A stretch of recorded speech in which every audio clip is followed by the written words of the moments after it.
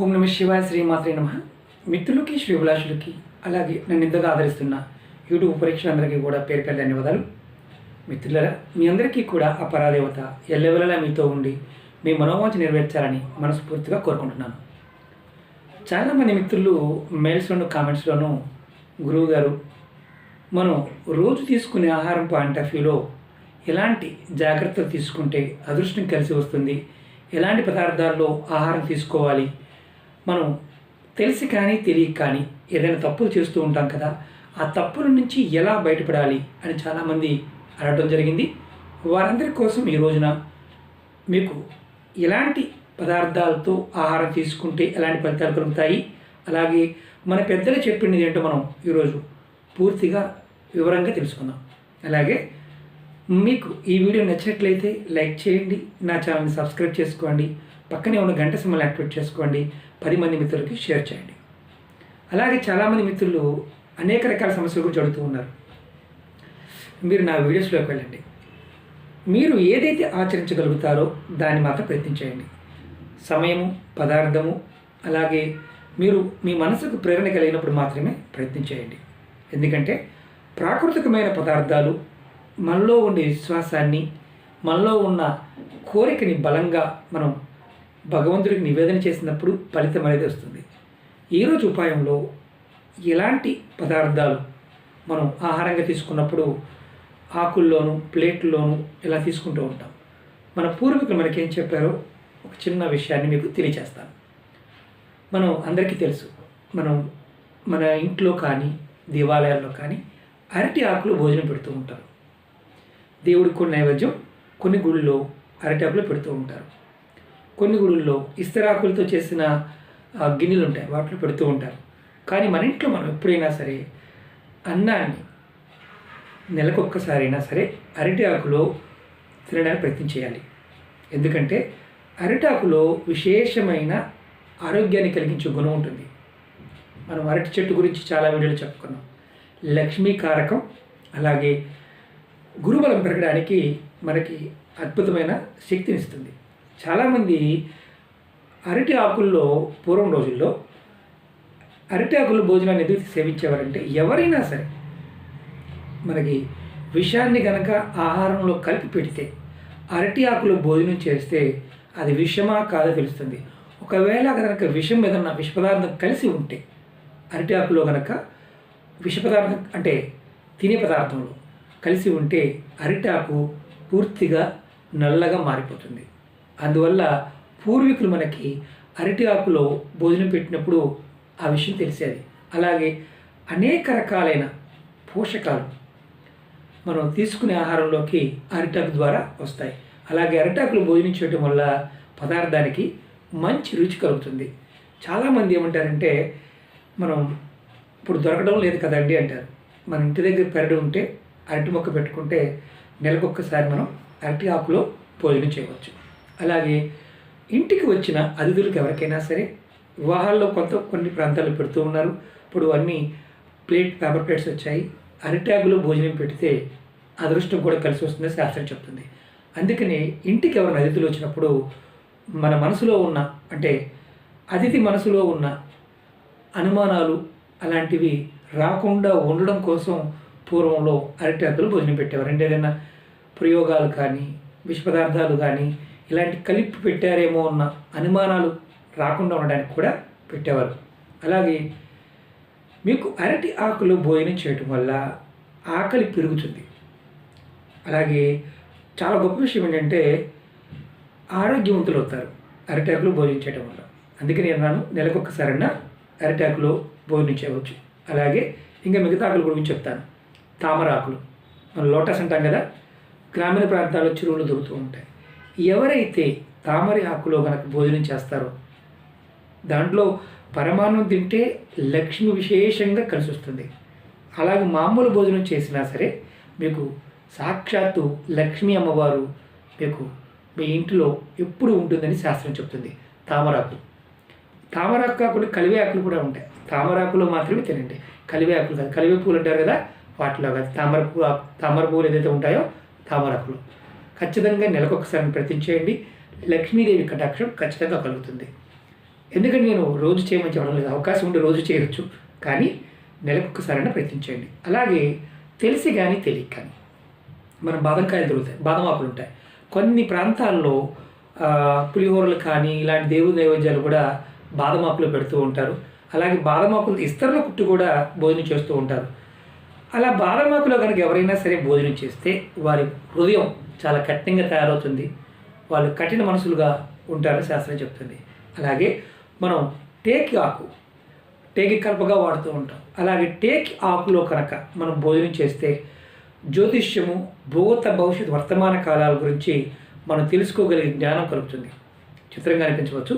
గ్రామీణ ప్రాంతాల్లో పూర్వం రోజుల్లో టేకి ఆకులో ఈ మాంసం కొట్టువారు ఈ ఆకుల్లో, తామరాకుల్లోనూ అలాగే టేకి ఆకుల్లోనూ వీటిలో మాంసాన్ని ఇచ్చేవారు కొన్ని గ్రామీణ ప్రాంతాల్లో. ఇప్పుడు అంతా కవర్లు వచ్చాయి అనుకోండి. టేకి ఆకుల్లో భోజనం చేయటం వల్ల ఖచ్చితంగా జ్ఞానం వికసిస్తుంది. ఎవరికైనా సరే, ఆడైనా మగైనా ఎవరైనా సరే భోజనం చేయవచ్చు. వారికి భూత భవిష్యత్ వర్తమాన కాలాలు తెలుసుకునే గుణం వస్తుంది. అలాగే చాలా ఇంపార్టెంట్ విషయం ఏంటంటే, చాలామంది మిత్రులు అడుగుతూ ఉంటారు, మనం గురువుగారు ఇంట్లో పని ఒత్తిడి వల్ల మనం ఒకసారి ఎలా పడితే అలా భోజనం చేస్తూ ఉంటాం, సమయానుకూలంగా తినము, అప్పుడు ఏదైనా ఇబ్బంది అవుతుందా అని చాలామంది అడిగారు. మీరు ఎవరైనా సరే విస్తరలో కానీ పల్లెమ్మలో కానీ భోజనం చేస్తున్నప్పుడు కాళ్ళ పైన పెట్టుకుని కొంతమంది ఒళ్ళో పెట్టుకుని తింటూ ఉంటారు. అంటే కుర్చీలో కూర్చొని లేదంటే మామూలుగా కూర్చొని కూడా ఒళ్ళో పెట్టుకుని తింటుంటారు. ఎవరైతే అలా ఒళ్ళో పెట్టుకుని భోజనం చేస్తారో వారికి దరిద్రం పట్టుకుంటుంది. చాలా ఇబ్బందికరమైన విషయమే. అలాగే కొంతమంది అన్నం తింటూ మాట్లాడుతూ ఉంటారు, కొంతమంది నవ్వుతూ ఉంటారు, కొంతమంది ఎదుటి వారి గురించి మాట్లాడుతూ ఉంటారు, కొంతమంది కోప్పడుతూ ఉంటారు. ఇలా చేయటం వల్ల మీకు ఏదైతే తింటున్నారో ఆ పదార్థం మీకు ఒంటికి పట్టదు, మీకు చాలా ఇబ్బందులు వస్తాయి. ఇంకొకటి చాలా ఇంపార్టెంట్ విషయం ఏంటంటే, కొంతమంది తెలియక, అంటే మనం భోజనానికి ముందే అన్నం వడ్డించేస్తారు, ఇస్తరిలో కానీ ప్లేట్లో కానీ. భోజనం ఎప్పుడూ కూడా మన కోసం ఎదురు చూడకూడదు, మనం కూర్చున్న తర్వాత భోజనం వడ్డించాలి. కొంతమంది ఏం చేస్తారంటే భోజనం అలా పెట్టేసి పైన మూత పెట్టేసి ఒక గంటకు అరగంటకు వచ్చి తింటూ ఉంటారు కొంతమంది. అలా ఎప్పుడు చేయకూడదు. భోజనం మన కోసం ఎప్పుడు ఎదురు చూడకూడదు, మనం భోజనం కోసం ఎదురు చూడాలి. అది మన పెద్దలు చెప్పిన మాట. అలా ఎదురు చూస్తే ఏమవుద్దంటే మనకి మన మనసులో విపరీతమైన ప్రకోపాలు వస్తాయి. దానివల్ల మనం ఏ పని చేసినా సక్సెస్ కావు, అది గుర్తుంచుకోండి. అలాగే కొంతమంది మిత్రులు అడిగారు, ఏ దిక్కును కూర్చొని భోజనం చేయడం వల్ల ఎలాంటి ఫలితం కలుగుతుంది మీకు చెప్తాను. ఎవరైనా సరే తూర్పు ముఖం పెట్టి భోజనం చేయడం వల్ల మీకు ఎక్కువ ప్రాధాన్యత, అలాగే దీర్ఘాయుష్ వస్తుంది, అంటే మీకు ఇంపార్టెన్స్ పెరుగుతుంది. అలాగే తూర్పు దిక్కు సూర్యుడికి, అంటే సూర్యభగవానుడికి ఆధిపత్యం కలిగి ఉన్నది. అలాగే ఇంద్రస్థానం కూడా అంటారు. ఇంద్రుడికి కూడా, దేవతల రాజైన ఇంద్రుడికి కూడా అధిపతి స్థానం. కాబట్టి మన ముఖం ఎప్పుడైనా సరే భోజనం కూర్చున్నప్పుడు తూర్పు దిక్కును పెట్టి చేస్తే మన మనసు ప్రశాంతంగా ఉంటుంది, మనకి మనసులో ఉన్న కోరికలు నెరవేరుతాయి. అలాగే పడమర దిక్కును ముఖం పెట్టి కూర్చుంటే కనుక మనం తినే ఆహారంలో ఆహారం తినడం వల్ల బలం అనేది చేకూరుతుంది. పడమర దిక్కు భోజనం చేయడం వల్ల, పడమర దిక్కు మనం ఫేసింగ్ ఉండాలి. అలాగే ఉత్తర దిక్కున ముఖం పెట్టడం వల్ల, అంటే ఉత్తరం వైపు కూర్చొని మనం భోజనం చేయడం వల్ల, ముఖం ఉత్తరం వైపు ఉండటం వల్ల సంపద కలుగుతుంది. మన పెద్దలు చాలా విషయాలు ఏంటంటే తినే ఆహారానికి విధానము, అలాగే ఏ దిక్కును కూర్చొని చేయడం వల్ల కలిగే ఫలితాల గురించి కూడా చాలా చక్కగా చెప్పారు. మనకి ఏ దిక్కును కూర్చున్న లాభం ఉంటుంది. విచిత్రం ఏంటంటే కొన్ని అపోహలు ఉంటాయి, అంటే మామూలు కొన్ని పనులు చేసినప్పుడు ఆ అపోహలు తొలగించడం కోసమే మీకు చెప్తున్నాను. అలాగే దక్షిణం వైపు ముఖం పెట్టి భోజనం చేయడం వల్ల కీర్తి లభిస్తుంది. అంటే మనకి సమాజంలో గౌరవం, కీర్తి కావాలనుకునేవారు దక్షిణం వైపు ముఖం పెట్టి భోజనం చేస్తూ ఉంటారు. మన పెద్దలు ఇవన్నీ కూడా మనకి అనుభవపూర్వకంగా చెప్పిన విషయాలు. అలాగే కొంతమంది అన్నం తింటున్నప్పుడు, అలాగే అన్నం తిన్నప్పుడు ఆ ప్లేట్ కానీ లేకపోతే ఎదురుగా కూర్చొని కానీ అన్నం తింటూ కానీ కొంతమంది తిడుతూ ఉంటారు, విపరీతంగా బూతులు మాట్లాడుతూ ఉంటారు. అలాంటి వారికి కొంతమంది ఏడుస్తూ తింటూ ఉంటారు, కొంతమంది అంటే ఆకు మొత్తం, అంటే ప్లేట్లో ఉన్న మొత్తాన్ని ఎలా ఊడ్చుకు తినేస్తారు. అంటే కొంతమంది తింటూ తింటూ అంటే ఒక రకంగా చెప్పాలంటే ఎదుటి వారిని కించపరుస్తూ మాట్లాడుతూ ఉంటారు అన్నం తింటూ. ఇలా చేసేవారికి చాలా ఇబ్బందులు వస్తాయి. ఎందుకంటే అలా చేయటం వల్ల మీకు మీ మానసిక స్థితి, మీ లక్ష్మీకారకమైన ఈ ఆహారం వల్ల వచ్చే మనకి ఏదైతే శక్తి ఉందో అది రాకపోగా అనారోగ్య సమస్యలు ఎక్కువగా ఎదుర్కోవాల్సిన పరిస్థితి పడుతుంది. అలాగే ఎట్టి పరిస్థితుల్లో కూడా మీరు ఒడిలో కానీ అంటే అన్నం తినేటప్పుడు ఒడిలో పెట్టుకుని మాత్రం పొరపాటున అన్నం తినవద్దు. చాలామంది ఒడిలో పెట్టుకుని తింటుంటారు, కొంతమంది గుమ్మం మీద కూర్చొని తింటూ ఉంటారు. సంధ్యకాలంలో అంటే సాయం సంధ్యలోను ఉదయం సంధ్యలో కొంతమంది తింటూ ఉంటారు. అంటే సూర్యుడికి ఎదురుగా కూర్చొని కొంతమంది 6 గంటలప్పుడు ఉదయాన్నే సూర్యోదయం టైంలో సూర్యుని చూస్తూ తినే వాళ్ళు కొంతమంది ఉంటారు. అలా చేయటం వల్ల ఏమవుతుందంటే మీకు దరిద్రం అనేది వస్తుందని పెద్దలు చెప్పడం జరిగింది. మీరు గుర్తుంచుకోండి, భోజనం చేస్తున్నప్పుడు నవ్వటం కానీ, తిట్టడం కానీ, గేలి చేయటం కానీ ఇలాంటివి మాత్రం పొరపాటున ఎప్పుడూ చేయవద్దు.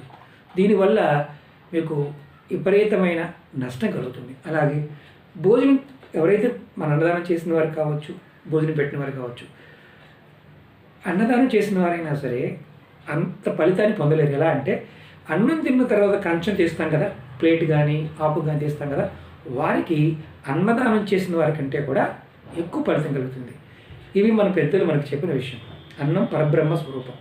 మీరు అన్నం తింటున్నప్పుడు మీరు మీ ఇష్టదైవాన్ని, మీ కులదైవాన్ని మనసులో తలుచుకొని ఆ అన్నాన్ని సమర్పిస్తున్నాను, అమ్మ నీకే సమర్పిస్తున్నాను స్వీకరించండి. అన్నం తింటున్నప్పుడు మాట్లాడద్దు. మాట్లాడకుండా మీరు ఏ పదార్థమైనా స్వీకరించండి. ఖచ్చితంగా అద్భుతమైన ఫలితాలు కలుగుతాయి. ఐశ్వర్యం కలుగుతుంది, అదృష్టం కలుగుతుంది, శత్రువుల నుంచి రక్షణ కలుగుతుంది. అన్నం మనం ఏదైతే పదార్థాన్ని స్వీకరిస్తూ ఉంటామో ఆ పదార్థం స్వీకరిస్తున్నప్పుడు తెలిసి కానీ తెలియక కానీ ద్వేషభావంతో ఉండకూడదు అని మన పెద్దలు చెప్పారు. అందుకనే అన్నాన్ని పరబ్రహ్మ స్వరూపం చెప్పారు. మిత్రులారా, మీరు ఎవరైనా సరే ఆడవారైనా మగవారైనా అన్నం తింటున్నప్పుడు నేను చెప్పిన ఉపాయాలు ఇంకా చాలా ఉన్నాయి, ముందు ముందు వీడియోలో చెప్తాను. మీరు ఏదైతే చేయగలుగుతారో దాన్ని ప్రయత్నం చేయండి. నెలకొక్కసారైనా సరే మీరు అరటి ఆకులు భోజనం చేయడానికన్నా ప్రయత్నం చేయండి. ఓకే మిత్రులారా, మీకు ఈ వీడియో నచ్చినట్టు లైక్ చేయండి, నా ఛానల్ సబ్స్క్రైబ్ చేసుకోండి, పక్కనే ఉన్న గంట సింబల్ యాక్టివేట్ చేసుకోండి, 10 మంది మిత్రులకు షేర్ చేయండి. అలాగే అనేక రకాల సమస్యల మీద వీడియోలు చేయడం జరిగింది. మీకు నా వీడియోలు అర్థమైతేనే చేయండి, అర్థం కాకపోతే పొరపాటును కూడా ప్రయత్నించేవద్దు. ఓకే మిత్రులారా, ఓం నమః శివాయ, శ్రీమాత్రే నమః.